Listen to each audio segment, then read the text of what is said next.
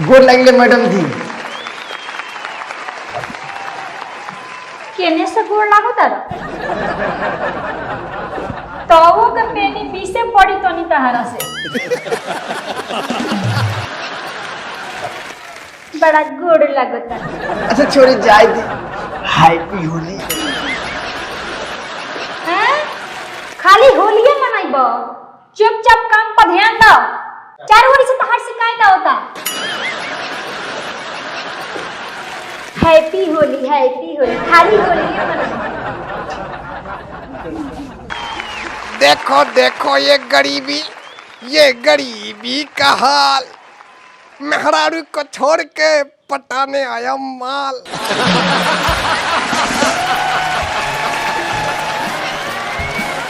दरोगा मैडम प्रणाम, मिलते रहेंगे सुबह शाम।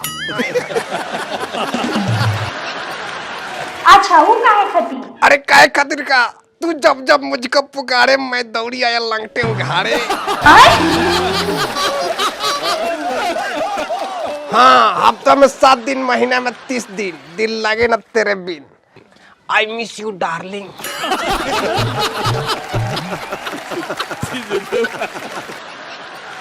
अरे सरवा ई का कहत रहते दरोगा मैडम के।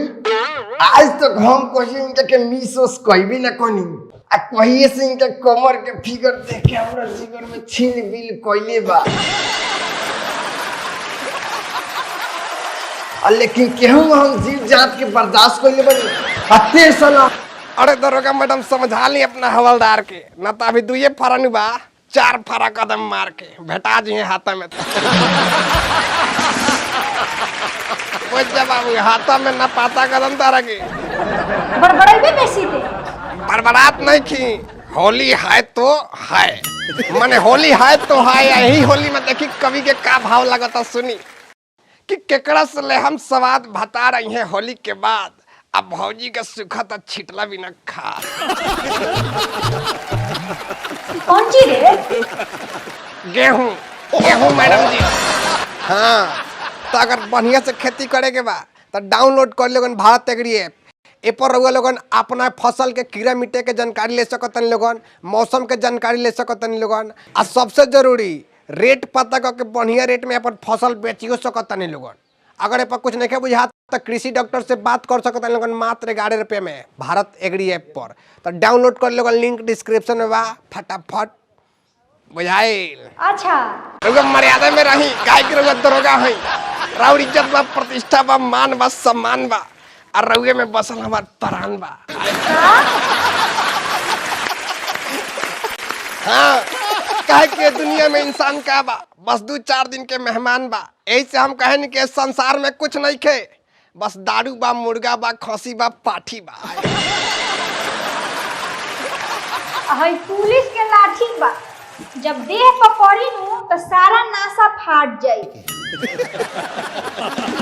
अरे फटी तब फटी लेकिन नवाबी ना घटी। आई एम दबंग फ्रॉम मसरक, छपरा, बिहार, झारखंड, नेपाल, उत्तर प्रदेश।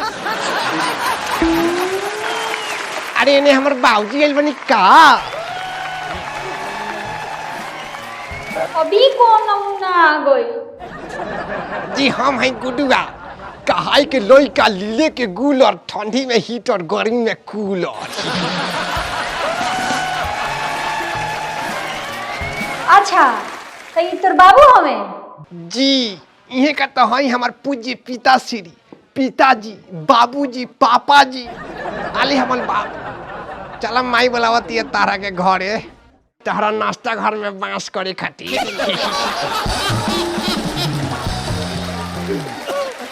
आए नाश्ता घर में? नाश्ता घर में माने वही में नहीं। हाँ हाँ वही में बुझाता रहो। नाश्ता घर में बराबर बांस होत रहेला ना।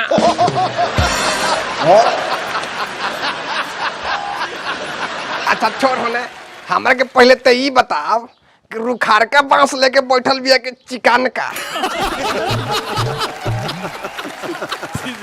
ओकर टेंशन मत लो, हम एकदम बढ़िया से छील छाल के चिकन कर देले बानी, नोखी बना के। एकदम दिक्कत नहीं कोई।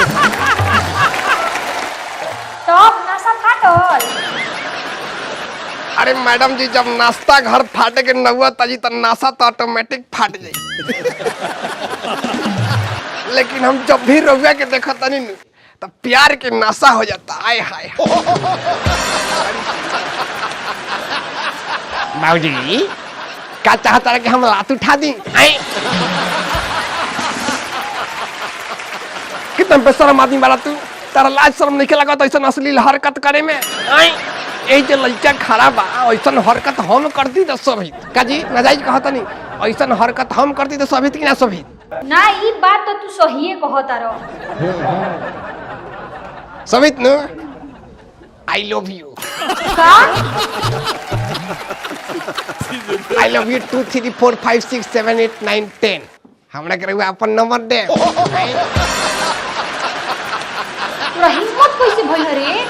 मरद मरद के तू दे अपने नु कहलियो कि हम करम त ठीक बा तो काई बोलत तारू हमरे के झोड़ के ए खाली खिया ना तो उठ लाली से रोटी बोर के।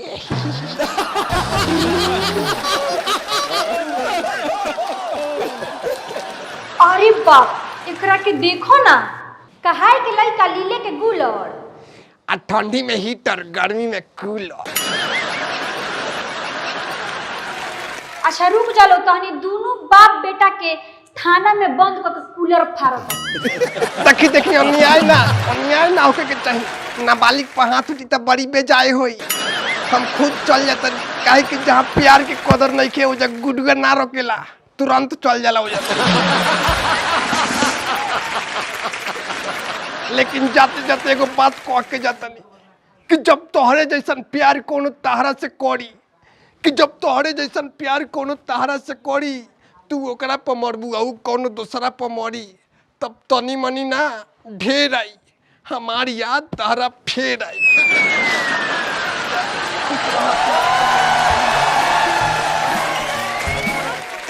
ठीक बात हम चलत तनी अब खोरनाथी से रात गजब बाप बेटा बाड़न सन होली में बौरा गल बड़ा सस्ता।